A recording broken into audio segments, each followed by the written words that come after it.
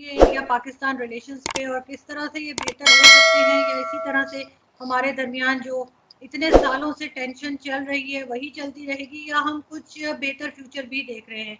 इसके लिए सबसे पहले मैं आपको मेहमानों का तारुफ करवा दूं। हमें जी पाकिस्तान से ज्वाइन किया है ब्रिगेडियर इसाक अहमद साहब ने, जो कि डायरेक्टर है पाकिस्तान हाउस थिंक टैंक एक है उसमें। इसके अलावा farmer deputy director general ISI, और बहुत सारा उनका मैं देख रही थी कि प्रोफाइल है।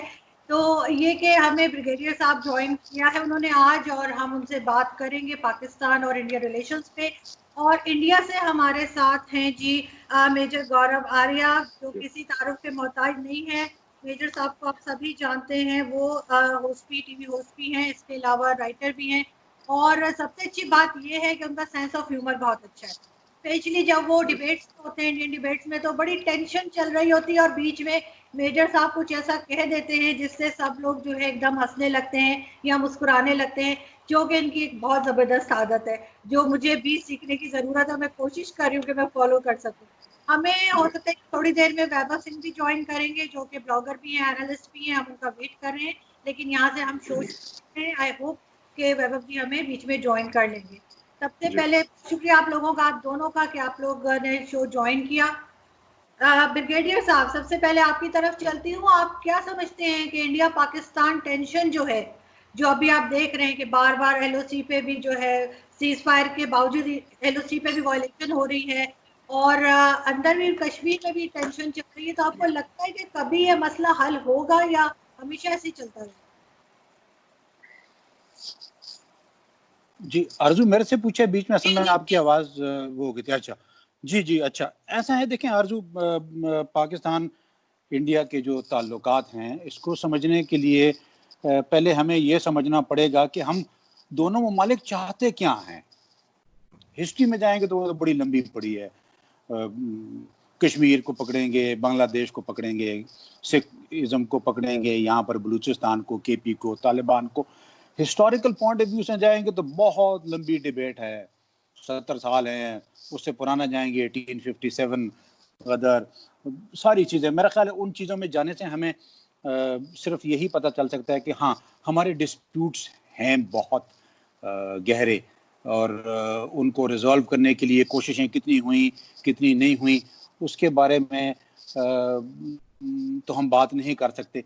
हाँ, एक चीज़ ज़रूरी है जो मैं कहना चाह रहा हूँ, वो ये है कि क्या हम दोनों ममालिक और जो हमारे सफारतकार हैं और जो हमारे हुक्मरान हैं और जो हमारे लीडरान हैं, क्या वो ये मसला हल करना चाहते हैं?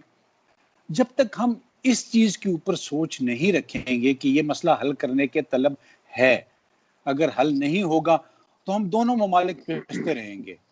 और जो दूसरे हमारे वेस्टेड प्लेयर्स हैं जो ग्लोबली हमें नहीं चाहते, हम बहुत बड़ी मार्केट हैं जी दोनों मिलके, इसको समझने की ज़रूरत है कि हम इतनी बड़ी मार्केट हैं, और जो दुनिया की सबसे बड़ी मार्केट बिजनेस है वो आपका माशाल्लाह से वेपन इंडस्ट्री है, वॉर इंडस्ट्री है।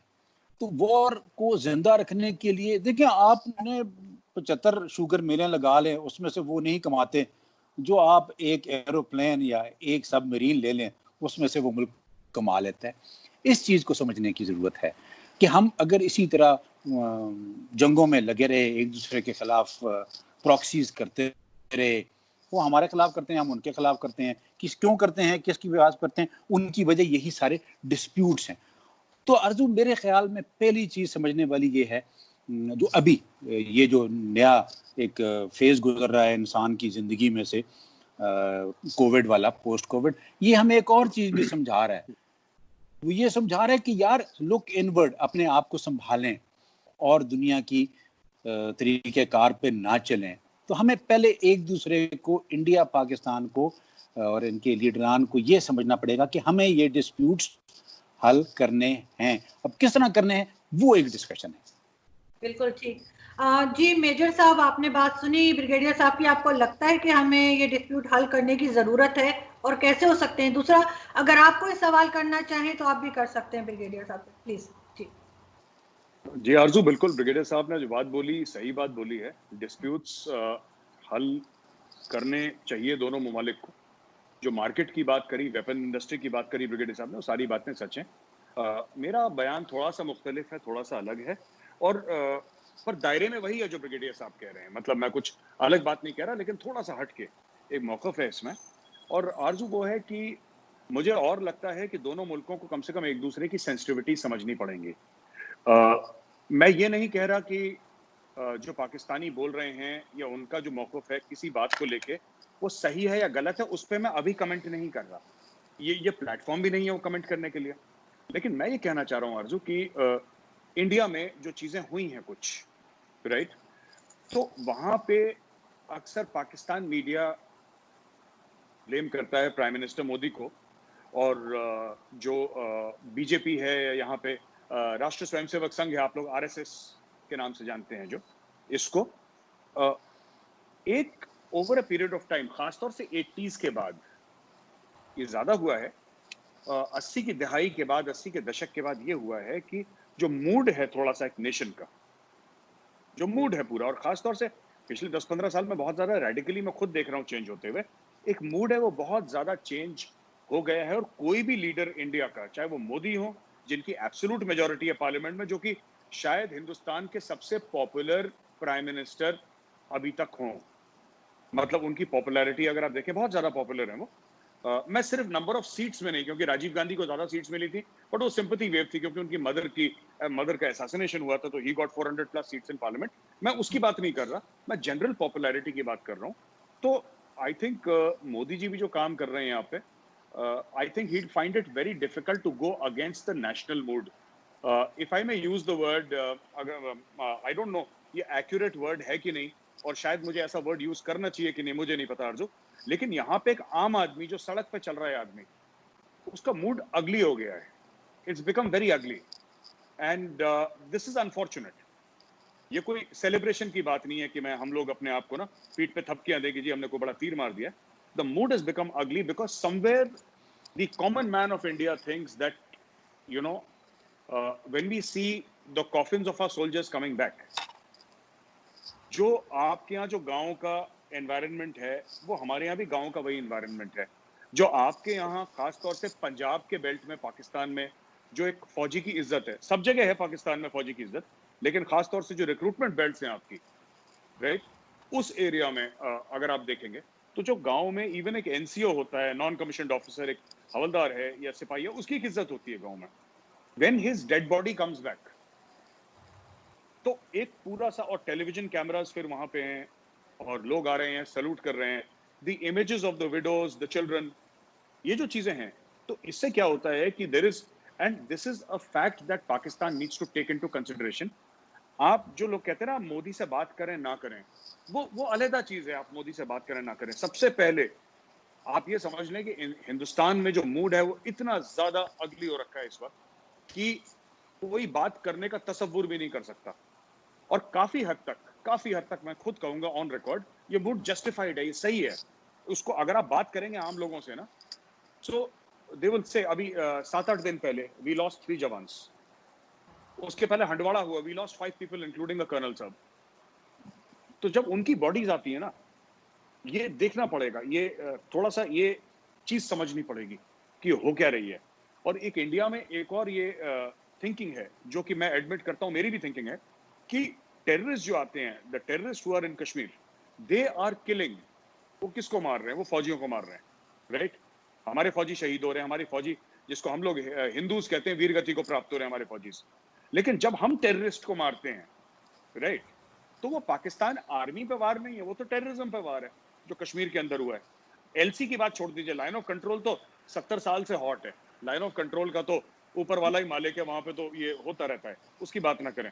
तो ये सब जो चीजें हैं, थोड़ा सा इंडिया का हम मूड भी समझें कि इंडिया का मूड क्या है, क्यों है, इसकी वजूहात क्या है, क्या ये सही गलत है उनका मूड जो सही में अगली हुआ है, या ये गलत बात है, इसके ऊपर थोड़ा सा पाकिस्तान में एनालिसिस हो, फिर बातचीत इसके थ्रू आगे बढ़ सकती है।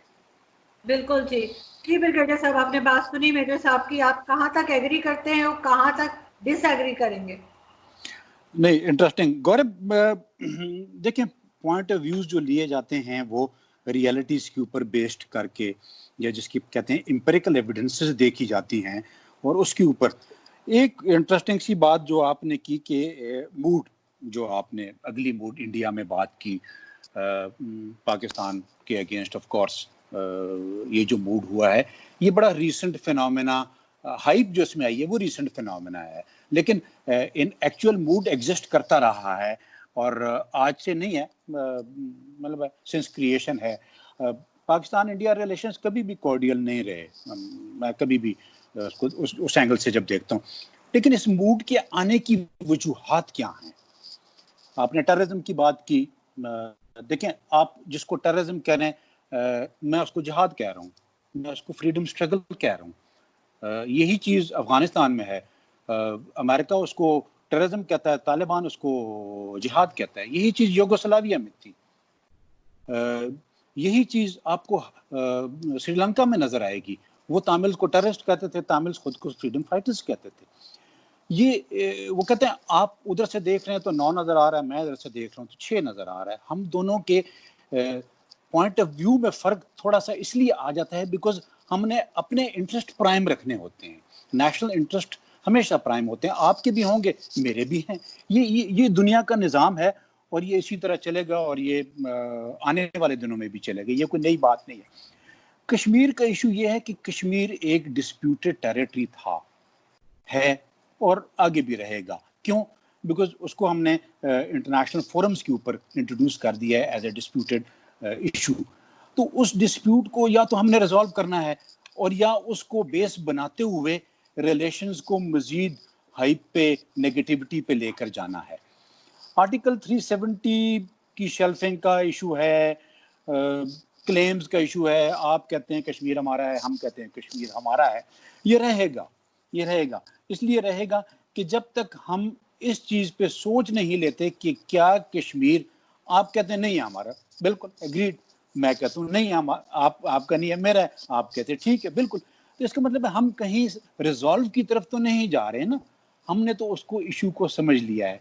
उसी से टेररिज्म ने जन्म लिया है, उसी से मूड ने जन्म लिया है, उसी से एलिगेशंस ने जन्म लिया है। ठीक है, ये सारी चीजें इसी तरह चलती रहेंगी, लेकिन इनको रिजॉल्व करने के लिए क्या कोई मैकेनिज्म की जरूरत है? इशू ये है, आपके सोल्जर्स मरते हैं, बिल्कुल ये एक जंग है, जंग में हमने टेररिज्म में बहुत कुछ लूज किया है ना जी। देखें आपने तो बहुत कम लूज किया टेररिज्म में, हमने जितना टेररिज्म में लूज किया दुनिया की किसी मुल्क ने उस तरीके से लूज किया, बिकॉज हमारी तो वॉर बड़ी डिफिकल्ट थी, बहुत डिफिकल्ट वॉर थी। हमने वो जंग लड़ी है, टेररिज्म की जो जंग लड़ी है उसमें बहुत सारे प्लेयर्स थे, उसमें हम आपको भी ब्लेम करते हैं कि you are also one of the people जिन्होंने टेररिज्म को सपोर्ट किया इन वन फॉर्म और द अदर, चाहे वो अफगानिस्तान से था, चाहे वो बलूचिस्तान में था, चाहे, और वही चीज आप हम पे कहते हैं कि जी आप कश्मीर में टेररिज्म कर रहे हैं। ठीक है, तो ये जो नैरेटिव है ना, ये नैरेटिव बड़ा डिफिकल्ट नैरेटिव है और ये नैरेटिव हर एक ने अपना अपना फॉलो करना है। आपने अपना फॉलो करना है, मैंने अपना फॉलो करना है। हम एक और जो जो जो आपने बड़ी अच्छी की, सेंसिटिविटीज बिल्कुल हैं, आपको हमारी सेंसिटिविटीज के इल्म है और आप उन्हीं को एक्सप्लॉइट करते हैं। हमें आपकी सेंसिटिविटीज के इल्म है और हम उन्हीं को एक्सप्लॉइट करेंगे। क्यों करेंगे? इसलिए कि हम दोनों कॉर्डियल टर्म्स के ऊपर नहीं हैं। जिस दिन हम ये समझेंगे नहीं कि हमने चीजों को इम्प्रूव करना है, उस दिन हम इन सेंसिटिविटीज से बाहर आएंगे। फिर हम कहेंगे let's trade, let's do business, let's go for tourism, let's go for culture change, let's go for music, let's go for people to people contact. ये कब होगा? ये तब होगा जब हम ये सिर्फ पहली चीज सोचना शुरू कर दें, स्टेप ना लें अभी। पहला let's think, shall we resolve these issues or not? If not, फिर तो ये चलेगी गेम another 100 years। कौमों की जिंदगी में सदियां कोई लाइफ नहीं होती है। चाइनीज को देखें ना, thousands of years of history है। ईरानियन को देखें, द प्राउड, हम तो बड़े, आपकी और हमारी हिस्ट्री तो बड़ी कम है। हम दोनों ने तो जन्म लिया आज से 72 साल पहले। उससे पहले ना पाकिस्तान था, उससे पहले ना इंडिया था, उससे पहले तो ये टेरिटरी थी, इट वाज यूनियन टेरिटरी। दुनिया सारी जानती थी कि यूनियन टेरिटरी है। हाँ, इन 70 सालों में हमने क्या सीखा? हमने एक दूसरे के मामलात में दखल अंदाजी की, बिल्कुल की, इसमें कोई शक नहीं है, होना भी नहीं चाहिए। जो कहेगा वो फिर अपने आप से झूठ बोल रहा है, और अपने आप से जब आप झूठ बोलना शुरू कर देते हैं फिर आपके फैसले गलत होते हैं। इस वक्त सबसे इम्पोर्टेंट चीज़ इंडिया पाकिस्तान में अगर करने वाली है वो ये है कि हम पहले ये सोचना शुरू कर दें कि हमने आपस में ताल्लुकात बेहतर करने हैं, फिर अगला स्टेप लिया जाएगा। जी मेजर साहब कब सोच रहे होंगे? मैंने तो सोचना शुरू किया है काफी अरसे से। मैं चाहती हूँ बिल्कुल कि इंडिया पाकिस्तान में पीपल टू पीपल कांटेक्ट हो, आ जा सकें और टूरिज्म हो, सब कुछ हो। तो आप लोग कब सोचेंगे? आरजू जी, पहले ब्रिगेडियर साहब ने जो अर्ज किया था उसके ऊपर 2-3 बातें बोल दूं। ब्रिगेडियर साहब ने जो बातें करी कि कौमों की जिंदगी में 100 साल बहुत कम होते हैं, ये बात ठीक है, जायज़ है, और मैं अग्री भी करता हूँ। पर फिर उन्होंने 1-2 सिविलाइजेशंस का भी नाम लिया। देखिए, पाकिस्तान का, बड़ी इज्जत के साथ मैं बोल रहा हूँ, पाकिस्तान का जन्म हुआ था 14 अगस्त 1947 को। भारत का जन्म नहीं हुआ था 15 अगस्त को। भारत को आज़ादी मिली थी, तो फर्क है। हमारा सिविलाइजेशन 10,000 साल पुराना है। देखिए, आपने इंडस वैली की बात करते हैं, ये नाम जो भारत है, ये भारत से आया है। जो भरत राजा था, भरत से आया है।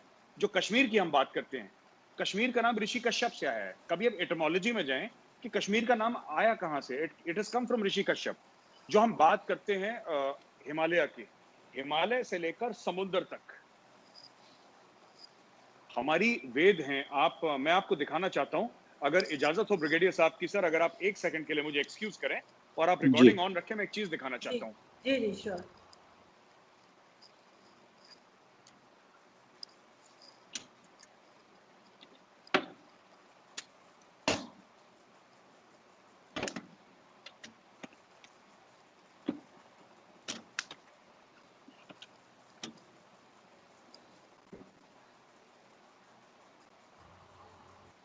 आरजू, देखिए, मैं आपको बताता हूं, ये अथर्ववेद, मैं आपको बताता हूं क्या है। ये है यजुर्वेद, ये है सामवेद, और ये है ऋग्वेद। एक और वेद है जो अंदर है, तो मैं चाहता नहीं वो बुक का स्टैक्स गिर जाएगा। मैं ये बताना चाहता हूं कि ये 5000 साल से पहले लिखी गई थी। जो महाभारत है, जो रामायण है, राइट। तो Indian civilisation is very old. Indian civilisation जो हमारी जो तहजीब है, भारतीय संस्कृति है, वो इजिप्ट से पुरानी है, मिस्र से पुरानी है, रोम से पुरानी है। जब मेरे बाप दादा किसान थे, राजा थे, कवि थे, आर्किटेक्ट्स थे, डॉक्टर्स थे, तब यूरोप जानवरों की खालें पहन के घूम रहा था। तो आपको थोड़ा सा ये लेना पड़ेगा ना कि इस कॉन्टेक्स्ट में लेना पड़ेगा। दूसरी चीज, ब्रिगेडियर साहब ने जो बात करी ना कि ब्रिगेडियर साहब ने बात करी कि कौन टेररिस्ट है, मैं आपको बताता हूं मेरे नजदीक कौन टेररिस्ट है। ठीक है, जो इनोसेंट लोगों को मारे, हथियार उठाए। हथियार कई लोग उठाते हैं, मैं ये नहीं कह रहा कि सब हथियार जो उठाते हैं सारे टेररिस्ट हैं, मैं वो नहीं कह रहा। जो आम लोगों को मारे, जो आम इंसानों को मारे, जो नॉन कॉम्बैटेंट्स को मारे। दूसरी चीज, एक तो वो टेररिस्ट, दूसरी चीज जो जंग ब्रिगेडियर साहब बात कर रहे हैं ना, जंग फौजों के बीच में होती है। 71 की जंग थी, 65 की जंग थी, कुछ हद तक 47-48 की भी जंग थी, 1999 कारगिल भी जंग थी। Two professional armies fought against each other. Kashmir में जो चल रहा है वो जंग नहीं चल रही कि एक पेट्रोल जा रहा है, आपने पीछे से लगाया आपने और AK-47 का बर्स्ट। अभी कल सरपंच मार दिया एक, वहां पे एक हिंदू सरपंच था। हिंदू तो बचे नहीं खैर वहां पे। Hindus in Kashmir are almost, मतलब कि मैं आपको ये बताना चाहूंगा, क्योंकि आप लोग आए नहीं इधर कभी, और ब्रिगेडियर साहब, आरजू जी, कभी आप आए तो हम आपको ले भी जाएंगे वहां पे। Please be our guest. पूरी एक जनरेशन कश्मीर में बड़ी हो गई जिसने कभी हिंदू को नहीं देखा। पूरी एक जनरेशन बड़ी हो गई है जिसने अपने पूरे 30 इयर्स में एक हिंदू को नहीं देखा, और हिंदू को नहीं देखा उस लैंड में जो कि 100% हिंदू था।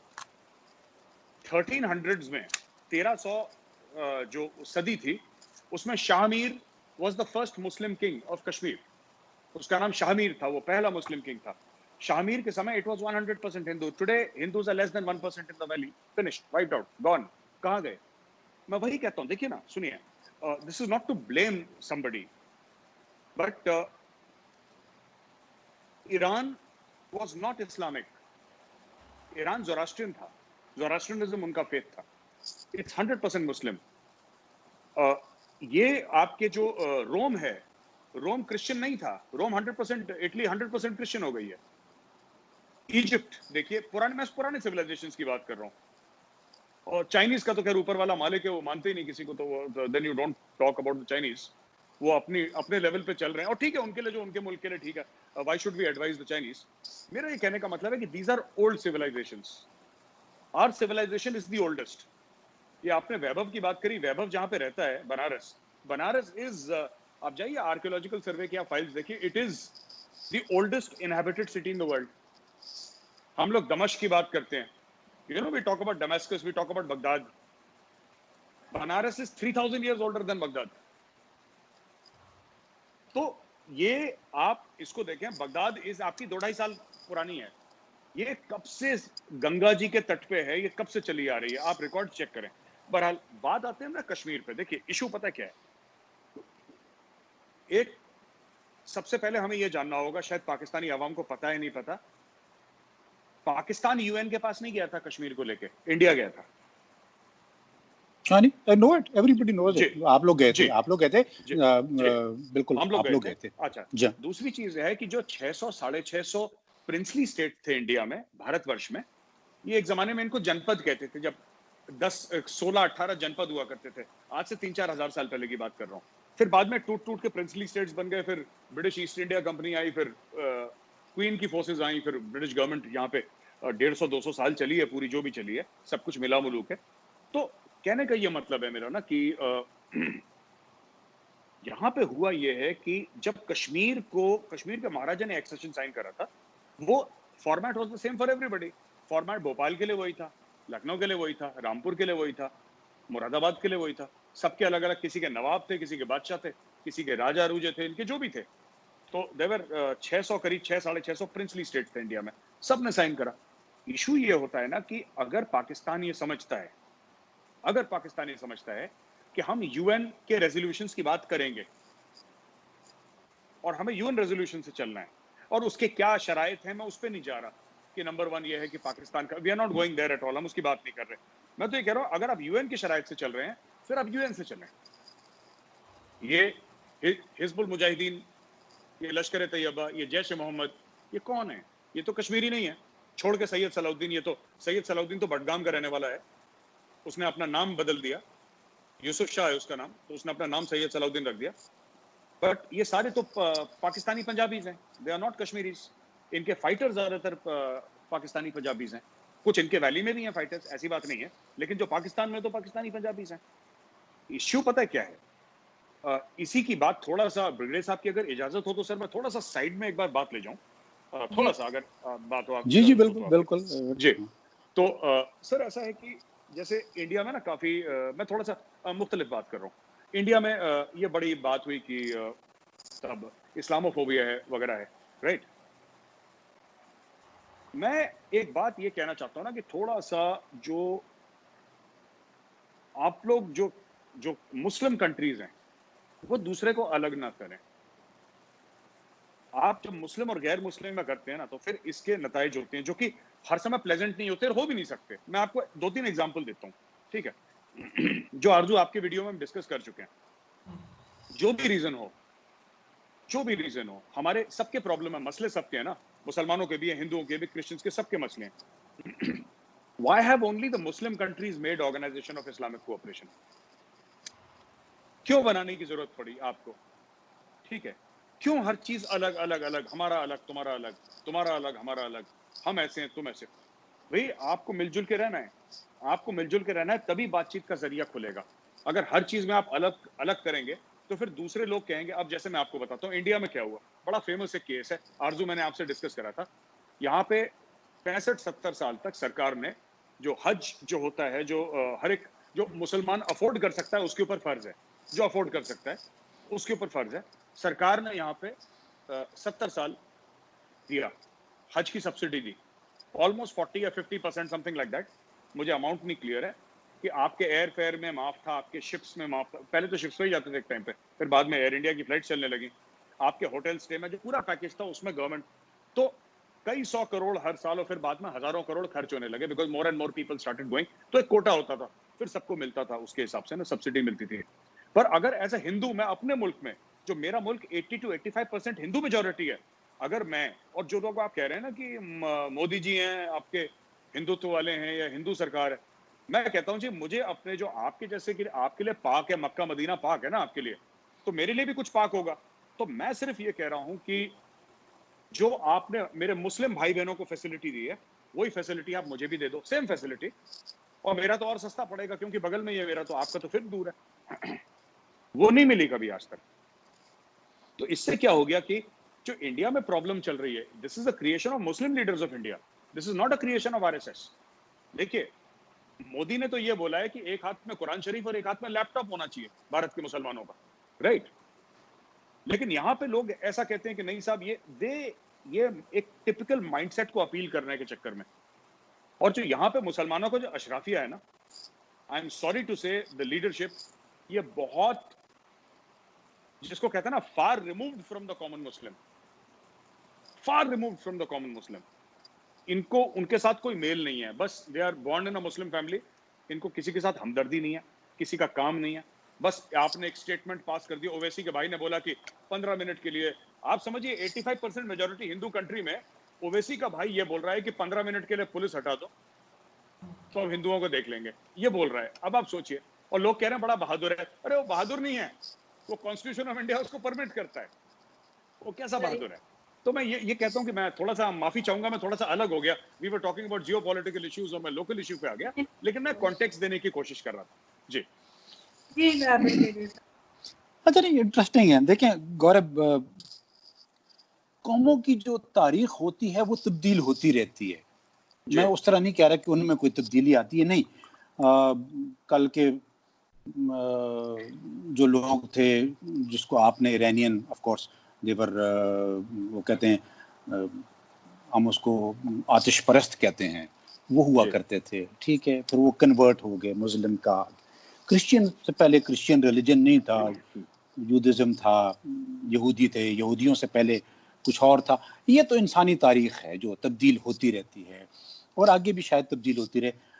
मुस्लिम और नॉन मुस्लिम के कॉन्सेप्ट में जो आपने बात की, देखें, मुझे एक कोड ऑफ कंडक्ट दिया गया है जिसको मुझे बिलीफ, चाहे वो मेरी चॉइस थी, चाहे वो मैं बाय चांस मुसलमान था, ठीक है, मैंने उस कोड ऑफ कॉन्डक्ट में रहना है। और मेरा कॉन्डक्ट सिर्फ मेरे लिए नहीं है, वो मेरे फैमिली के लिए भी है, मेरे इर्द गिर्द के लिए भी है, मेरी सोसाइटी के लिए भी है, और अल्टीमेटली मेरी कंट्री और नेशन के लिए भी है। तो हमने उन बॉन्डिंग्स के अंदर रहना है। और हमारे एक बड़े अच्छे स्कॉलर गुजरे हैं, अल्लाह ताला उनको गरीक रहमत करे, डॉक्टर इसरार साहब, उन्होंने कहा ह्यूमंस जो होते हैं, इंसान, वो मादर पिदर आज़ाद नहीं होते। मेरी आज़ादी वहाँ ख़त्म हो जाती है जहाँ आपकी नाक शुरू हो जाती है, और आपकी आज़ादी वहाँ ख़त्म हो जाती है जहाँ मेरी नाक शुरू हो जाती है। मेरे बिलीफ को आप चेंज नहीं कर सकते अगर मैं उनको तब्दील ना करना चाहूँ। मेरे रहने सहने का तरीका है, मुझे कुछ चीज़ों से मना किया गया है, मेरे मज़हब ने मुझे मना किया है, मेरे कल्चर ने मुझे मना किया है। मैं जब उन चीज़ों के ऊपर अमल करने की कोशिश करता हूँ, तो अगर कोई शख्स मुझे रोकने की कोशिश करेगा तो उसका हक नहीं है कि वो मुझे रोके। ना स्टेट मुझे रोक सकती है इस चीज़ के ऊपर कि आप नमाज नहीं पढ़ेंगे, आप मस्जिद नहीं जाएंगे, आप गाय का गोश्त नहीं खाएंगे। ये मुझे स्टेट भी नहीं मना कर सकती है। क्यों? This is human rights. तो अगर हम ह्यूमन राइट्स के ऊपर जाएंगे तो यह डिबेट उस तरफ चली जाएगी, ठीक है। तो वो आपके इंडिया के अंदर जो मसाइल हैं, आपस की कम्युनिटीज़ के मसाइल, इन कम्युनिटीज़ के मसाइल को आप लोगों ने कम्युनिटीज़ के अंदर बैठ के रिजॉल्व करना है। जब आप सेकुलर कहते हैं अपने आप को, तो फिर आपने सेकुलर को एडॉप्ट करना है, सेकुलर को एक्सेप्ट करना है, सेकुलर को सिर्फ वर्ड्स की हद तक नहीं। ये सारी दुनिया में है, ये करते हैं या नहीं करते is a different issue. Sorry यार, मैं ये बीच में एक कॉल आ रही थी तो मैं उसको, अच्छा, तो हाँ चलो, मैंने उनको ड्रॉप तो किया, लेट्स सी वो दोबारा मुझे कॉल।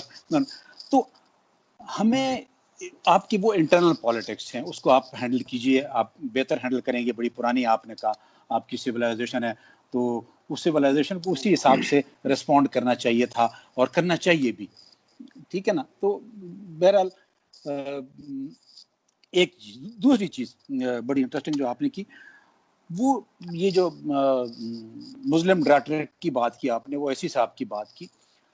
देखिए ये पॉलिटिक्स जो है ये बड़ी, मैं सियासत से दूर रहने वाला शख्स हूँ, मैं सियासत पसंद नहीं करता, इसलिए कि ये सियासत में दोगलापन बहुत है।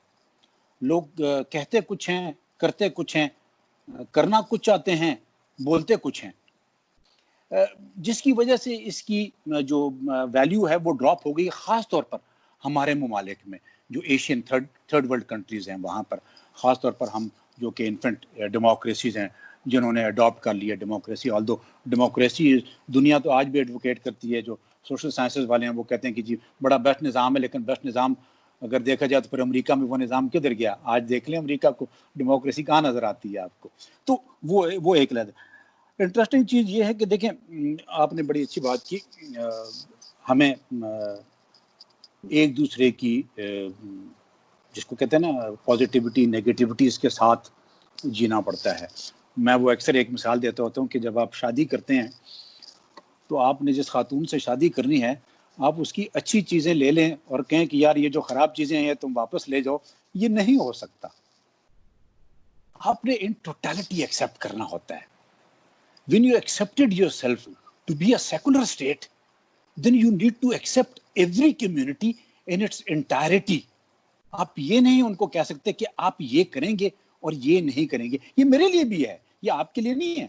पाकिस्तान में भी अगर हिंदू है, क्रिश्चियन है, सिख है, मुस्लिम है, सब है, हमने इनकी इंटायरिटी में एक्सेप्टेंस लेनी है। ये नॉर्म्स हैं, ये सोशल नॉर्म्स हैं, ये ग्लोबल नॉर्म्स हैं, ये ह्यूमन नॉर्म्स हैं। हाँ, अगर हम इन चीजों से बाहर निकल जाएं कि नहीं, national interest of course is always prime, और इसीलिए स्टेट जो है वो नेशनल इंटरेस्ट को परसू करती है, स्टेट इंडिविजुअल इंटरेस्ट को परसू नहीं करती है। आपका national interest is Kashmir India, मेरा national interest is Kashmir is part of Pakistan. वो जो आपने हिस्टोरिक दिया ना कि प्रिंसली स्टेट किसने क्या किया एक्सेप्ट किया, जब हम दोनों ने एक चीज को एक्सेप्ट कर लिया था कि हम इसको यूएन रेजोल्यूशन के तहत करेंगे, तो फिर हम दोनों उसके ऊपर नहीं बैठे। आप भी नहीं बैठे, हम भी नहीं बैठे। आपने प्लेबिसाइड करवाना था, हमने फोर्सेज निकालनी थी, आपने भी फोर्सेज निकालनी थी, ना आपने किया ना हमने किया। So we both are to be blamed, we both are responsible for it, it is not we who are responsible for it. हमने रिस्पॉन्सिबली बिहेव नहीं किया है।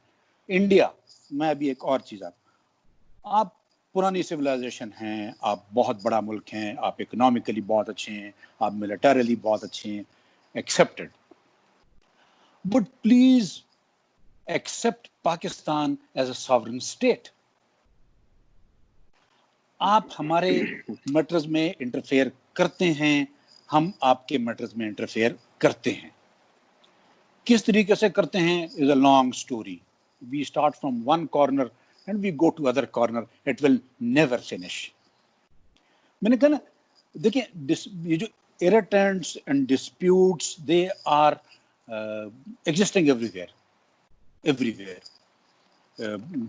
चाइना का आपके साथ है, ईरान का यूएई के साथ है, पाकिस्तान का अफगानिस्तान के साथ है, अफगानिस्तान का ईरान के साथ है, ईरान का हमारे साथ है, मालदीव का आपके साथ है, श्रीलंका का आपके साथ है। डिस्प्यूट्स रहते हैं, ये नहीं कि हम कहेंगे कि डिस्प्यूट नहीं होंगे, डिस्प्यूट होंगे और डिस्प्यूट एग्जिस्ट करेंगे, because that is sine of a life. लेकिन उन डिस्प्यूट्स को हम कैरी करेंगे ऑन आवर बैक, तो फिर हम इसी तरह चलते रहेंगे। मेरा व्यू थोड़ा डिफरेंट होता है। मैं रेटरिक के तौर पर बातें नहीं करता, मैं कहता हूँ यार आगे सोचो, आगे सोचो। कब तक हम एक दूसरे को गलत कहते रहेंगे? मैं कौन होता हूँ आपको गलत करने वाला? मेरे पास एक एविडेंस होता है, मेरे पास एक चीज आती है, उसको मैं देखता हूँ, उसके बाद मैं आपसे रुजू करता हूँ कि गौरव साहब ये आपकी तरफ से आया है, और आप इन रिटर्न वही चीज मुझे कहते हैं कि जी नहीं ये आपकी तरफ से आया। आपने लश्कर तैयबा की बात की, आपने जैश मोहम्मद की बात की, आपने हिज़्बुल मुजाहिदीन की बात की, आपने हरकतुल मुजाहिदीन की बात की। ये सारी पैदावार क्यों है, हमें ये देखना पड़ता है। इश्यूज को रिजॉल्व करने के लिए आपको उनके रूट कॉजेज देखने पड़ते हैं। हम सिर्फ फेस वैल्यू पे चीज़ों को देख रहे हैं। अफगानिस्तान देख लें, अफगानिस्तान की मिसाल मैं बार बार इसलिए देता हूँ, मेरा it's close to my heart. मैं चूँकि पश्तून भी हूँ और उसी इलाके का रहने वाला हूँ और उसको मैं बहुत करीब से देखता भी होता हूँ। अफगानिस्तान को शुरू करते हैं जब हम हिस्टोरिकली 1747 से और आज तक, मतलब it's a history, rich history of a different kind. लेकिन अल्टीमेटली उधर भी लोगों को मसाइल हल करने देंगे आप खुद उनके अपने। अभी इसलिए कह रहे हैं ना कि इंट्रा अफगान डायलॉग करें, दो अफगान आपस में बैठ के मसला हल करें, तब होगा, अदरवाइज नहीं होगा। यही चीज इस तरफ भी आ जाए, हमारी तरफ भी देखते हैं। हम एक मुल्क का हिस्सा नहीं है, हम दो डिफरेंट ममालिक हैं। आपकी हमें भी बैठ के इसको रिजॉल्व करना पड़ेगा। आप वहां से, मोदी जी बहुत अच्छे लीडर होंगे, आपके लिए पॉपुलर है ना, आपके लीडर हैं। मेरा लीडर मेरे लिए है, आपका लीडर अगर मेरे लिए मैंने उसको एक्सेप्ट करूं ना करूं, वो आपका प्राइम मिनिस्टर है और बहुत अच्छा होगा अगर इंडिया तरक्की करेगा उनके होते हुए। मेरे लिए तो कोई प्रॉब्लम नहीं है। बहुत अच्छे लीडर हैं, आप उनको एक्सेप्ट करते हैं, आपकी मुस्लिम मेजॉरिटी माइनॉरिटी उनको एक्सेप्ट करती है, सिख एक्सेप्ट करते हैं, सब एक्सेप्ट करते हैं, बहुत अच्छी बात है। पॉपुलर लीडर होना बहुत अच्छी बात है। लेकिन उसी पॉपुलैरिटी में रहते हुए अगर वो पॉपुलैरिटी किसी और को हर्ट करेगी ना, तो वो उसके ऊपर फिर क्वेश्चन मार्क करेंगे कि क्यों हो रहा है ये जी। आपकी राजीव टाइम्स के ऊपर चीजें बहुत अच्छी थी, होंगी डेफिनेटली, आप एक्सेप्ट कर रहे थे। हमारे रिलेशनशिप बीजेपी दौर में ज्यादा वैसे बेहतर रहे हैं जहां तक मुझे याद पड़ता है। I am not a student of history. Congress के दौर में थोड़ी सी प्रॉब्लम आती नहीं है हमारी।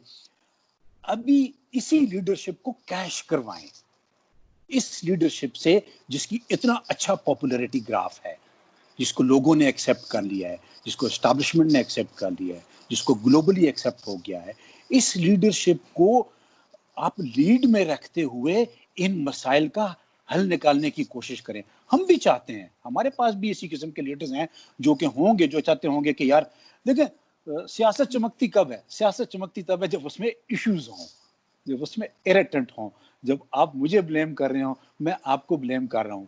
इस सूरत में सियासत चमकती है।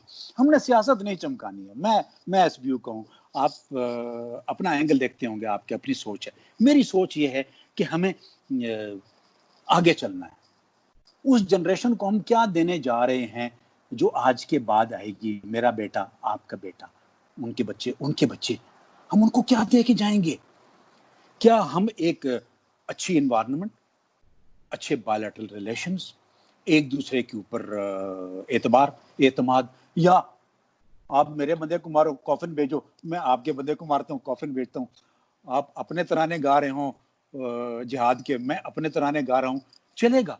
रुकेगी नहीं जिंदगी, रुकी जिंदगी चलती रहेगी, इसी तरह चलती रहेगी। लेकिन लॉन्ग रन में कहते ना, सफर करेंगी कौन? जनरेशंस, आने वाली कौमें मुराद ये है कि मेरी आने वाली जनरेशन सफर करेगी। वो यही सोचेगी। देखिए आपके वाले साहब, मेरे वाले साहब, अल्लाह ताला उनको गरीब रहमत करे, वो मुझे सुनाते होते थे 1947 में जब ट्रेन पेशावर कोहाट से चली थी और वो जा रही थी, और किस तरह लोग हमारे पास आए थे। आपको भी पुराने लोग यही बताते होंगे किस तरह लोगों को मारा गया, बेगुनाह मारा गया। ये जो आपने एक बात की, सॉरी मैं थोड़ा I have gone little more in my time, मैं सिर्फ एक चीज, कौन टेररिस्ट है इसकी डेफिनेशन आज तक नहीं बता सका कोई।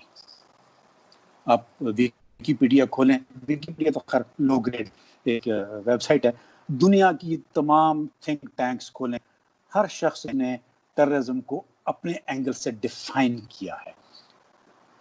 टेररिज्म इज अ टूल जिससे मैं आपसे अपनी बात मनवाने की कोशिश कर, जो इसकी थियरी है, उसके लिए चाहे मैं वेपन यूज करता हूं, चाहे मैं सबवर्जन यूज करता हूं, चाहे मैं डायलॉग यूज करता हूं, डिफरेंट फॉर्म्स ऑफ टेररिज्म है। ठीक है, वही बात मैं शुरू में जो थी, तालिबान पर जिहादी था जब अमेरिका लड़ा रहा था उसको, अफगानिस्तान में, ठीक है। 8 ग्रुप थे, जिहाद जिहाद इस्लामिक जिहाद। कौन टेररिस्ट था उस वक्त? रशियन सोवियत टेररिस्ट थे।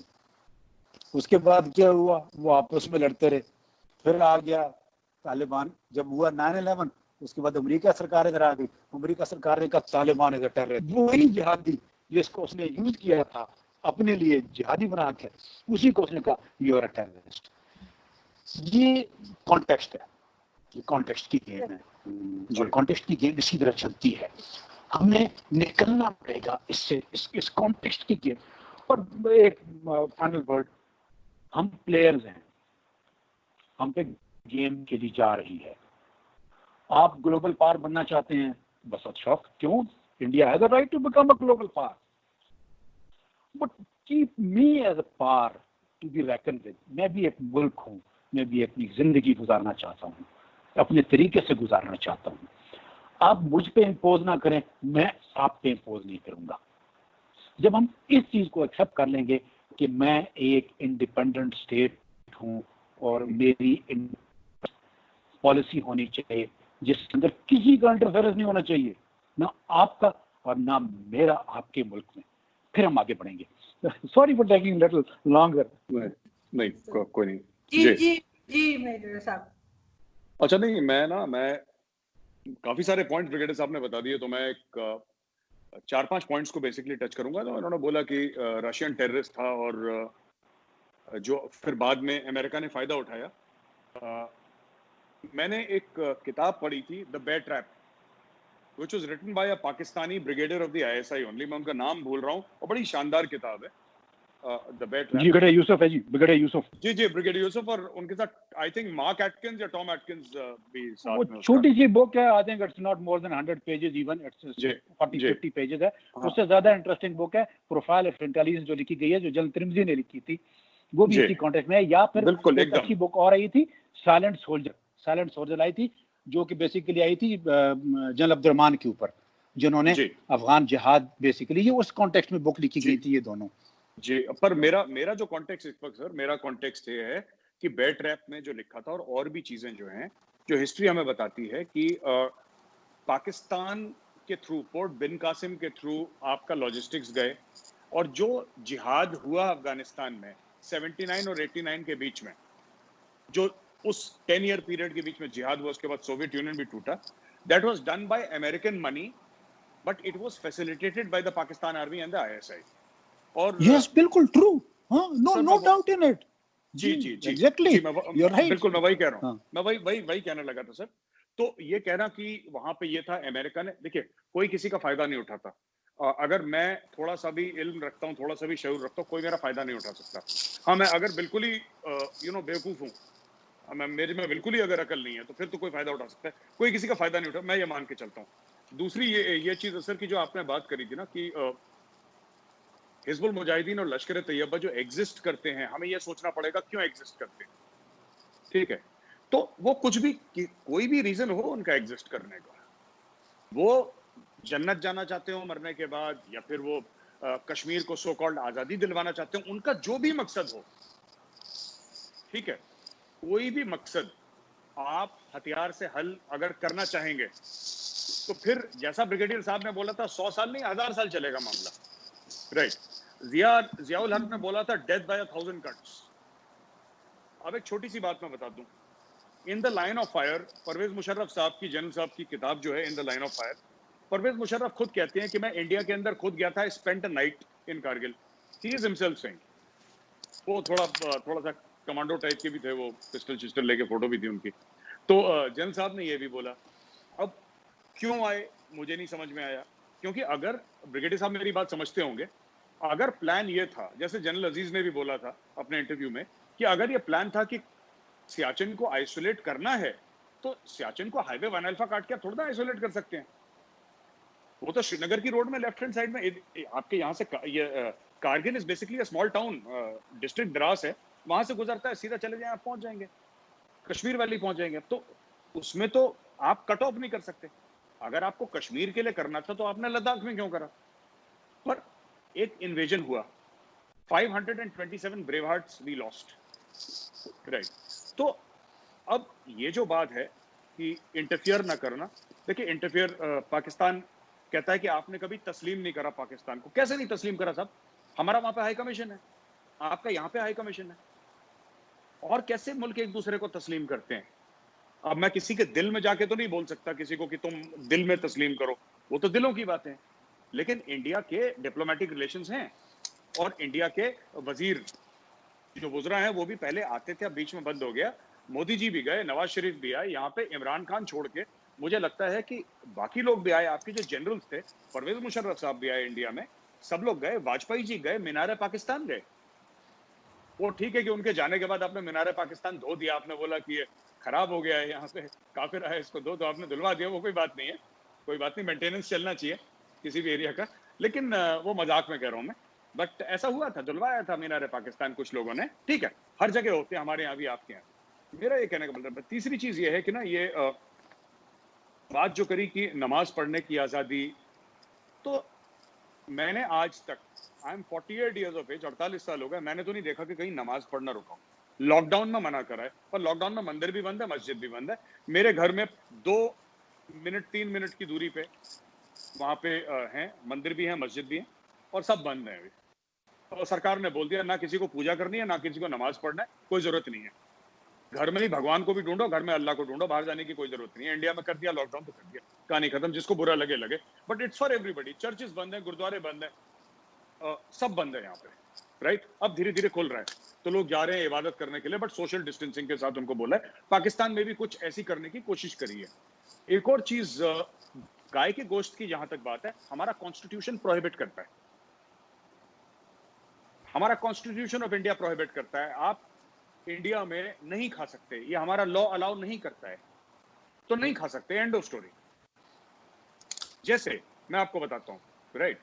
कुछ हैं आपके कॉन्स्टिट्यूशन में चीजें हैं, अब आपका कॉन्स्टिट्यूशन प्रोहिबिट करता है, मैं यहां से छत पे खड़ा होकर चिल्ला लूं, फर्क पड़ने वाला है पाकिस्तान में? आपका कॉन्स्टिट्यूशन ये कहता है कि आप इस्लामिक स्टेट हैं, वो कहता है। आपका कॉन्स्टिट्यूशन ये कहता है कि कोई गैर मुस्लिम आर्मी चीफ नहीं बन सकता, नहीं बन सकता।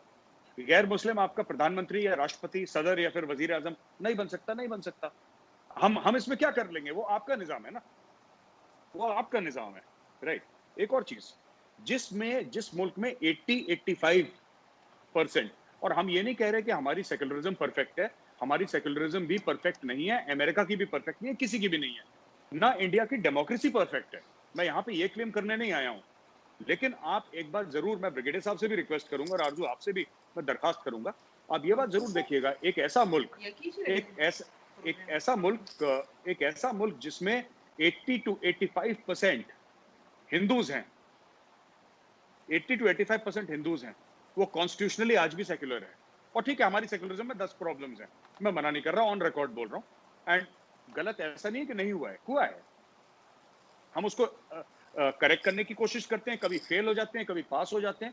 This is all, you know, like brigadier साहब ने बिल्कुल सही बात करी, डेमोक्रेसी हम लोग अभी अभी बने, तो हमें भी ये निजाम समझने का समय लग रहा है, गलतियां कर रहे हैं, लुढ़क रहे हैं, पर हमारे मुल्क में कभी ऐसा नहीं हुआ। और हमारे मुल्क में, आप लोग पाकिस्तान में बड़े लोग रोते हैं साहब करप्शन है, करप्शन है। मैं पाकिस्तानियों से कहता हूं, भाइयों, आपने करप्शन देखा कहां है? आपने करप्शन देखा कहां है? आप इंडिया आइए, तब आपको पता लगे करप्शन होता क्या है। लेकिन in spite of corruption, in spite of mismanagement, in spite of bad governance, कभी ऐसा नहीं हुआ कि कोई फौजी जनरल चला गया और उसने इक्तदार पे चला गया। वो आज तक नहीं हुआ इंडिया में, क्योंकि लोग यहाँ पे है ही नहीं ऐसे, कोई एक्सेप्ट नहीं करेगा। फौज की बहुत इज्जत है, सबसे ज्यादा रिस्पेक्टेड इंस्टीट्यूशन इंडिया का इंडियन आर्मी है, लेकिन अगर आप किसी को पूछें, किसी भी सड़क चलते आदमी को पूछें, he has his faith in politics, और ये कहते हैं, जैसे ब्रिगेडियर साहब ने बोला कि 100 साल की तारीख कुछ नहीं होती, मे भी इंडिया को एक मैच्योर डेमोक्रेसी बनने में 200 साल लगेंगे, 300 साल लगेंगे तो लगेंगे, लेकिन एक बात की गारंटी है, कोई जनरल प्रेसिडेंशियल पैलेस में नहीं दौड़ पड़ेगा कि जी मैं कल से मैं बॉस हूं और India is under martial law. अच्छा, एक और चीज है कि ब्रिगेडियर साहब ने बोला ना कि बी सेक्युलर इन एंटायरिटी। अगर इंडिया सेक्युलर है, तो ब्रिगेडियर साहब ने बोला कि आप पूरी तरीके से सेक्युलर बने, आप पिक एंड चूज ना करें। तो मैं ब्रिगेडियर साहब को ये कहना चाहता हूं, सर, हम पिक एंड चूज नहीं कर रहे। लाइक एनी अदर, जो कोई भी निजाम होता है या कोई भी एक माशरा होता है, उसमें भी इनएफिशिएंसीज होती हैं, उसमें परेशानी होती है, उसमें गलतियां होती हैं। तो इसलिए हम लोग अमेंडमेंट्स लाते हैं कॉन्स्टिट्यूशन में। हम लोग ये करते हैं वो करते हैं, किसी तरीके से हम कोशिश करते हैं कि चीज डर्रे पे लाए। तो ये गाड़ी, आप, Indian democracy is not a Ferrari जो कि 300 किलोमीटर पे एक स्मूथ रोड पे यूरोप की भागे जा रही है। It is not a Ferrari. वो it may be a Morris Minor और एन एम्बेसडर कार, वो चल रही है जी, थोड़े बहुत धचके भी लग रहे हैं और थोड़े बहुत पॉट होल्स भी हैं, चल रही है, इम्परफेक्ट है। पर एक बात है, एक बात है, कभी किसी ने इस चीज का डिमांड नहीं करा कि हमारी कंट्री नॉन डेमोक्रेटिक हो। तो जो सेक्युलरिज्म है, 99% ऑफ द हिंदूज, उनका क्या डिमांड है सेक्युलरिज्म का? उनका ये डिमांड नहीं है कि मुसलमानों को हुकूक ना दो, जैसे कि इस्लामिक कंट्रीज में है, बराबर के हुकूक नहीं है, एंड इट्स ओके, नहीं है, नहीं है, ठीक है, सऊदी अरब में नहीं है, ईरान में नहीं है, 57 आपकी कंट्रीज हैं ओआईसी की, उनमें बराबर के हक नहीं, एक आध कोई होगा जिसमें होगा, लेकिन उसमें नहीं है, हक तो नहीं है। अब हम उसमें क्या कह सकते हैं, वो उनका है, they have chosen to be. तो कोई मुस्लिम कंट्री ऐसी पूरी वर्ल्ड में डेमोक्रेटिक नहीं है और सेक्युलर नहीं है जो अपने कॉन्स्टिट्यूशनली जो बोले कि डेमोक्रेटिक और सेक्युलर हम हैं। इंडिया है जिसमें 85-80% हिंदू हैं, हम अपनी खुशी से सेक्युलर हैं, अपनी खुशी से डेमोक्रेटिक हैं। और ये फिर कह रहा हूं मैं कि ना ये परफेक्ट सेक्युलरिज्म है, ना ये परफेक्ट डेमोक्रेसी है, क्योंकि ना परफेक्ट सेक्युलरिज्म और डेमोक्रेसी आपको अमेरिका में दिखती है, ना आपको यूरोप में दिखती है। This is work in progress in India. और आखिरी पॉइंट जो मैं बताना चाह रहा था कि जो हम लोग कहते हैं ना कि आखिरी बात, ये मेरा आखिरी पॉइंट है, ब्रिगेडियर साहब ने ये बोला कि साहब हम आपके अंदर इंटरफियर ना करें, आप हमारे अंदर इंटरफियर ना करें, ठीक है ना? तो ब्रिगेडियर साहब तो आईएसआई में रह चुके हैं, उनको पता होगा। मैं एक कंपनी कमांडर था इन्फेंट्री में, I don't have any knowledge, मैं एक छोटा सा, इनको पता है कंपनी कमांडर और मेजर बहुत is a very junior rank, ठीक है? तो हमारे पास ऐसी कोई सीक्रेट नहीं होती, हम तो अपने सीओ के सामने नहीं जाते, सीओ के सामने नहीं फटकते हम अपने कमांडिंग ऑफिसर के सामने। तो कोई ये बोले कि साहब ये मेजर था इंडियन आर्मी में तो बहुत बड़ा कोई जासूस है रॉ का, so it's not like that. Brigadier साहब को पता है जो फौज के अंदर की बातें हैं। But the fact of the matter is that Pakistan में इंटरफियरेंस हुआ है। आप वो सीआईए का एजेंट देखें जिसने 2 बंदे लाहौर में मारे थे, उसने पेमेंट करी, वो चला गया। ओबामा से पहले, अब जाके पता नहीं खत्म हुए, लेकिन ड्रोन स्ट्राइक हजारों की तादाद में पाकिस्तान में हुए हैं, खासतौर से नॉर्थ वजिस्तान और ट्राइबल एरियाज में आपके ड्रोन स्ट्राइक्स हुई हैं। तो तीसरी चीज, ये दूसरी बार है हिस्ट्री में, पहली बार तब हुआ था जब जिया साहब थे आपके प्रेसिडेंट, फिर मुशर्रफ साहब के टाइम पे हुआ था, फिर अभी भी चल रहा है। ये किसी और कंट्री में जब वॉर होगा, इसमें किसी और कंट्री मतलब अफगानिस्तान, राइट? और सबको पता है पश्तून कभी पकड़ में नहीं आए किसी के, ना सिकंदर के पकड़ में आए, ना वो किसी के पकड़ में आए, ठीक है, जो पश्तून है। तो उनकी हिस्ट्री वैसी है, बच्चा भी लड़ना सीख ही लेता है वहां पे, the culture is like that, they are a martial race, ठीक है? तो जब आपने उनके अंदर बंदे भेजे तो किसी ना किसी को तो पता है ना ये पाकिस्तान से जा रहे हैं, it's an open thing, trucks are moving, you have let your land be used. आप देखिए ना, हम कहते हैं कि पश्तूनों पे जुल्म हो रहा है, राइट? आपका एयरबेस यूज हुआ था, हम कहते हैं पश्तूनों पे अटैक हो रहा है, आपकी जमीन यूज हुई थी, आप अमेरिकन फोर्सेस को आपने रास्ता दिया है। तो पाकिस्तान इन अ वे, ब्रिगेडियर साहब, इज आल्सो कॉम्प्लिसिट, क्योंकि पाकिस्तान ने जानबूझ के बोला कि ठीक है आप आए। वो जब जियाउल हक साहब अपने आप को तगड़ा करना चाहते हैं उस वक्त, बिकॉज मार्शल लॉ लगाया था, लोग कह रहे थे साहब कि आपने जुल्फिकार अली भुट्टो को हैंग करवा दिया, जुडिशियल मर्डर हो गया, whatever the case, let's not go into history, but the fact of the matter remains that Pakistani land was used to wage war in Afghanistan, whether by America, whether by anybody else, doesn't matter. It was used to wage war, and Pakistan legally allowed other countries for movement of military trucks to wage war inside Afghanistan. ये बात सच है। बिल्कुल ठीक। यहाँ से हमें असल में क्लोजिंग की तरफ जाना है, तो ब्रिगेडियर साहब 2 मिनट्स फॉर यू और फिर 2 मिनट्स फॉर मेजर गौरव। अच्छा, चलो, it's a nice discussion Gaurav. History बड़ी कंट्रोवर्शियल होती है और हिस्ट्री बड़ी डिस्टॉर्टेड होती है। मैंने आपसे शुरू में कहा था ना कि नेशंस ऑलवेज और countries always work on interests, आज की नहीं, ह्यूमन हिस्ट्री है ये।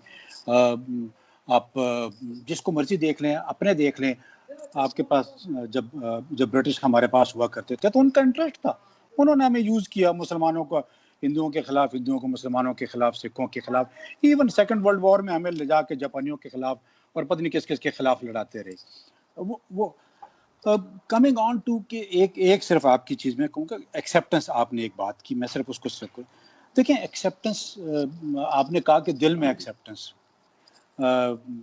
डिप्लोमेटिकली एक्सेप्टेंस, एंड यूएन में आपने कहा बिल्कुल Pakistan is acceptance is good, very good, बहुत अच्छी बात है, but when we accept something then we respond accordingly, then we act accordingly, जो कि हम दोनों को करना पड़ेगा।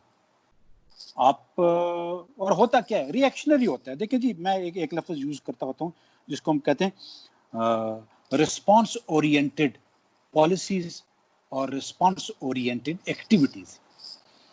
आप मुझे तंग करते हैं, मैं आपको तंग करता हूँ, आप मुझे नहीं पसंद करते, मैं आपको नहीं पसंद करता, आप मेरे से बात करना चाहते हैं तो भी मैं आपसे बात करना चाहूंगा, आप मेरे से बात नहीं करना चाहेंगे, मैं नहीं करना चाहूंगा।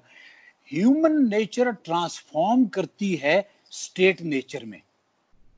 रियलिज्म की जो थ्योरी है वो यही कहती है कि इंसान से स्टेट बनती है, तो जिस तरह का इंसान होता है उसी तरह का स्टेट बिहेव करती है। हमें इन चीजों को एक्सेप्ट करते हुए सिर्फ ये चीज देखनी पड़ेगी कि क्या ये 72 साल जो हम एक दूसरे के खिलाफ नबरद आजमा रहे, गलत रहे ठीक रहे, आप कहेंगे आप ठीक हैं, मैं कहूंगा मैं ठीक है, मैं कहूंगा आप गलत हैं, आप कहेंगे मैं गलत हूं, ये चीजें डिबेट्स हैं, डिबेट्स होती हैं नेशंस में और होनी चाहिए। हमें ये डिबेट अभी करनी है कि क्या this is good, if it is good, कहां पर ये गुड था, हमें वो चीजें बता दें, आप बता दें, हम आपको बता देते हैं कि हाँ यार ये चीज बहुत अच्छी थी, लेकिन अगर ये गुड नहीं थी, which I believe, I being not a different kind, I'm the same kind of human, तो ये चलता रहा है और हमें इसको चेंज करना पड़ेगा। हम इस तरह की जिंदगी गुजार सकते हैं, मैंने कहा ना गुजारते रहेंगे। एक छोटी सी बात, इंटेलिजेंस वाली बात आपने छोटी सी की, देखिए ये गेम्स होती हैं, ग्लोबल खेली जाती हैं। KGB was one of the famous intelligence organization, Mossad है, रॉ है, ISI है, हम करते रहेंगे इसके बावजूद कि हम अमन में होंगे। रॉ हमारे खिलाफ काम करती रहेगी, ISI रॉ के खिलाफ काम करती रहेगी। ये वो चीजें हैं जिसको मैं और आप तब्दील नहीं कर सकते। मैं और आप किस चीज को तब्दील कर सकते हैं? हम लोगों के मूड को तब्दील कर सकते हैं, लोगों को पॉजिटिविटी ला सकते हैं, लोगों को ये चीज बता सकते हैं अपने लीडर्स को कि प्लीज बस करें यार, अभी हमें थोड़ा सा पॉजिटिव की तरफ ले जाएं। I think sorry for taking long. नहीं नहीं, ओके, जी जी बस आरजू मैं यही कहना चाह रहा था कि ब्रिगेडियर साहब ने जो बातें करी मैं भी अग्री करता हूँ लार्जली। गलत बात तो नहीं कर रहे, बात तो सही कर रहे हैं ब्रिगेडियर साहब, इसमें कोई मुझे भी डाउट नहीं है, शक नहीं है मुझे। मैं सिर्फ ये कह रहा था कि जो बात करी ना कि नेशनल मूड ट्रांसफॉर्म करने का, मैं चाहता हूँ जो पाकिस्तानी मेरे भाई और बहनें देख रहे हैं प्रोग्राम, मैं उनसे एक रिक्वेस्ट करूंगा कि थोड़ा सा समझें, क्योंकि ये प्रॉब्लम हम तभी सॉल्व कर सकते हैं कि हम ये समझें कि हो क्या रहा है, व्हाट एग्जैक्टली इज हैपनिंग। और जो मैं बात करता हूँ कि मूड अगली हो गया है, इंडिया में कोई भी प्रधानमंत्री आ जाए, हमारे वजीर आजम मोदी जी हों, उनके बाद कोई और आ जाए, अमित शाह आ जाए, कोई भी आ जाए, right, what we want to see is change on the ground. क्योंकि मैं बता दूं, गुड फेथ में वाजपेयी जी गए थे लाहौर मीनार पाकिस्तान, और जब वो थे मीनार पाकिस्तान पे, जिस वक्त वो थे उस समय पाकिस्तानी आर्मी कारगिल पे चढ़ाई कर रही थी। जब नरेंद्र मोदी गए थे उनके पास, क्या नाम कहते हैं, अपने नवाज शरीफ साहब के पास, मियाँ साहब के पास गए थे मिलने के लिए, तब उड़ी हुआ। तो यू सी, ये फीलिंग इंडिया में आई है सिर्फ इसलिए नहीं कि मूड अगली है।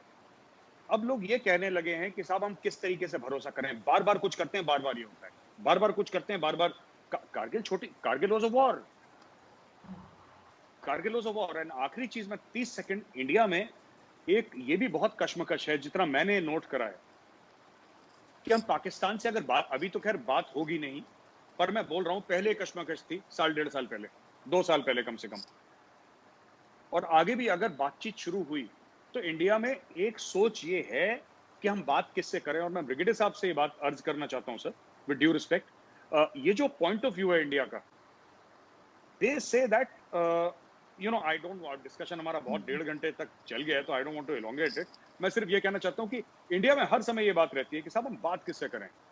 बात आप प्रधानमंत्री से करेंगे पाकिस्तान की, he is the elected leader, but we know and the world knows because secretary of state, US secretary of state जब आता है पाकिस्तान, तो he will make the obligatory that 20 odd kilometer or 25 odd kilometer drive from Islamabad to Rawalpindi. वो जाएगा secretary of state. केरी आया था, केरी गया था रावलपिंडी। यहाँ पे if he comes to India, आप फर्क देखें ना दोनों मुल्कों का। अगर उनका कोई भी secretary of state, secretary of defence आएगा, once he meets Imran Khan साहब, अगर वो इमरान खान से मिलते हैं, वो जनरल बाजवा साहब से मिलने जाएंगे, ये बात तय है, क्योंकि 10 ऐसे विजिट हो गए हैं। इंडिया में एक ऐसा विजिट नहीं है। ऐसा नहीं है कि he will go and meet Narendra Modi and then he will go and meet general Naravane. That's never going to happen। हाँ, एक फंक्शन होगा राष्ट्रपति भवन में, जो ऐवान सदर आप लोग बोलते हैं, आई थिंक जो प्रेसिडेंशियल हाउस है जो है, वहां पे एक फंक्शन बड़ा सा होगा, जहां पे army chief will be one of the guests. That's all. He will shake hands with the visiting dignitary, he will salute him, बस। तो ये चीजें हैं। थोड़ा सा हमें पाकिस्तानी सोसाइटी, तो सोसाइटी जैसे हर जगह होती है, सोसाइटी तो सोसाइटी होती है, उसमें तो बंदे ही होते हैं, लेकिन जो पाकिस्तानी जो पावर स्ट्रक्चर है, इंडिया में यह मानना है कि पावर स्ट्रक्चर में army has got a disproportionate role to play in Pakistan. आपके डीजी आईएसपीआर साहब इकोनॉमी की बात करते हैं, तो इंडिया में लोग कहते हैं यार देखो हमने बोला था ना आपको, एक जर्नल का इकोनॉमी से क्या लेना देना। गौरव, उसका can I add? Gaurav, can I add? जी गौरव, ये वो रियलिटीज हैं जो कि वक्त के साथ चेंज होंगी, ठीक है ना। मैं क्रिटिसिज्म इसके ऊपर कि इंडिया के अंदर क्या हो रहा है, मैं उसको एक पॉजिटिव चीज इसलिए बिकॉज वो आपका इशू है, आप उसको रिजॉल्व करें। हम अपने इशू को अपने तौर पर रिजॉल्व करने की कोशिश करेंगे। वी ऑल्सो वांट कि एक अच्छी डेमोक्रेसी पाकिस्तान में, या एक अच्छा निज़ाम, I don't say democracy, democracy is not the ultimate एक ऐसा निज़ाम होना चाहिए जो हमें अमन दे और हम तरक्की करें और हम इंसान बन के ज़िंदगी गुजार सकें। मैंने अपने निज़ाम को ठीक करना है, और अपने निज़ाम को ठीक करने के लिए मैं किसी और से मदद ले सकता हूँ, लेकिन किसी को क्रिटिसाइज करके अपने निज़ाम को ठीक नहीं कर सकता। मेरे मुल्क में 1000 खराबियाँ होंगी, लाखों खराबियाँ होंगी, बिल्कुल हैं। कोई निज़ाम परफेक्ट नहीं है सिवाय उस एक ज़ात के जो अल्लाह ताला ने किया है, बाकी हम सब इनपरफेक्ट लोग हैं। मैं सिर्फ एक चीज़ जो चीज़ है ना, वो हम ये नहीं देखते कि ये चीज़ क्यों है मेरे खिलाफ। मुझे ना, मेरे मुल्क में जो क्यों है वो मैं देखूंगा, आपके मुल्क में जो क्यों है वो आप देखिए, ठीक है। हम डिफिकल्ट स्टेट रहे हैं, we had enemy all around, ठीक है। आप इस चीज को भी समझने की कोशिश करें। एक छोटा मुल्क जो पैदा होता है और वो हर तरफ से दुश्मनी, उस स्टेट में जब एक शख्स ग्रो करेगा तो वो किस माइंड स्टेट का होगा, वो किस कंप्लेक्शन का होगा, वो उसकी क्या कॉन्फ़िगरेशन होगी, ये समझने की भी जरूरत है। क्यों मिलिट्री इतनी पावरफुल होगी, क्यों हमें हर वक्त फियर रहता है इंडिया का, क्यों हमारे ऊपर अमेरिका आकर यूज करता है हमें, कभी आपके खिलाफ, कभी रशिया के खिलाफ, कभी किसके खिलाफ, क्यों वो हमें ईरान के खिलाफ यूज, आप क्यों हमारे अगेंस्ट हर बार खड़े होते हैं, बलूचिस्तान में क्यों इंसर्जेंसी होती है, केपी में क्यों टेररिज्म आता है, साउथ पंजाब में क्यों, ये सारी चीजें देखें। We are thanks to almighty, even then we survived 70 years plus, we have survived with that difficult state of affairs from inside, from outside. जब आप भी वही चीजें, you are also facing lot of, आपके यहाँ कितनी इंसर्जेंसीज चली हैं, एक टाइम पे 13 इंसर्जेंसी चला करती थी, नॉर्थ ईस्टर्न स्टेट आपकी बुरी हालत थी, मतलब तमिलनाडु का इशू आपके पास था, सिख का इशू आपके पास था, मुस्लिम, कश्मीर, हर मुल्क में। अभी कहना क्या चाह रहा हूँ, कहना ये चाह रहा हूँ कि ममालिक के अंदर मसाइल होते हैं, वो ममालिक निकल सकते हैं जो उन मसाइल को हल करने की कोशिश करेंगे।